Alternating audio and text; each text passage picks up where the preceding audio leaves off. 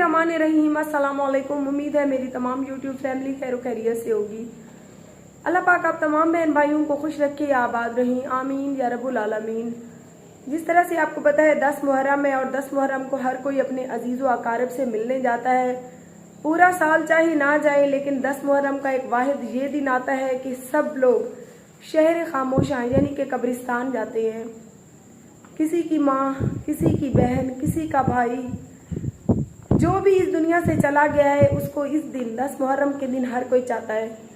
लेकिन कोई लोग ऐसे भी खुदगर्ज हैं जो इस 10 मुहर्रम वाले दिन भी उन लोगों से मिलने नहीं जाते जो हमारे लिए इस दुनिया में बहुत सारी कुर्बानियाँ दे के गए हैं।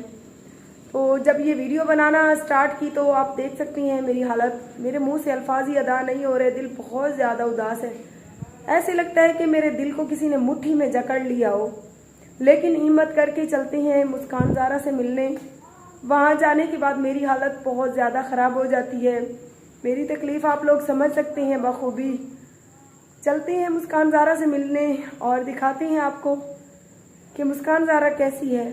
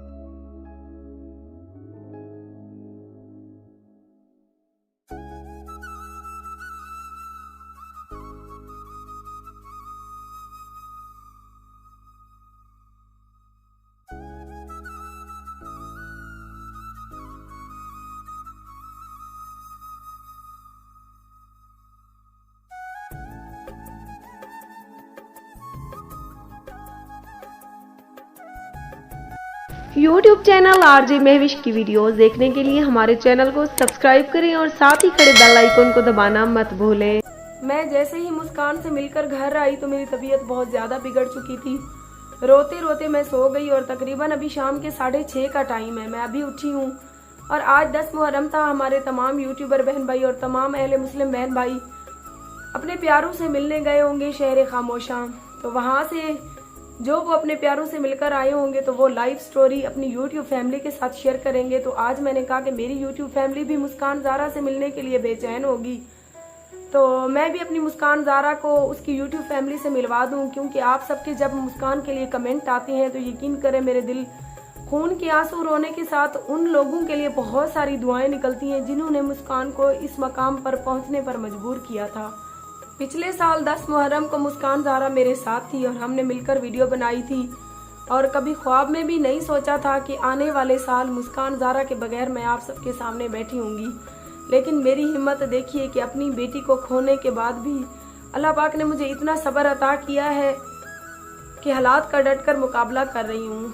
लेकिन आप तमाम यूट्यूब फैमिली के साथ मैंने एक बात शेयर करनी थी कि मुस्कान ज़ारा ने अपने मरने से 5 से 4 दिन पहले एक ख्वाब देखा था।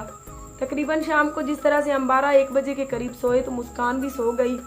4:30 का सहरी का टाइम होगा जब धाड़े मार कर मुस्कान रो रही थी। तो मैं जैसे ही उठी मैंने मुस्कान को गले लगाया। मैंने कहा क्यों कांप रही हो, क्या हुआ है, कोई बुरा ख्वाब देखा है? कहने लगी कि मैंने अम्मी इतना बुरा ख्वाब देखा है कि आप सुनोगी तो आप भी रोने लग जाओगी। मैंने कहा मुझे बताओ क्या ख्वाब देखा है?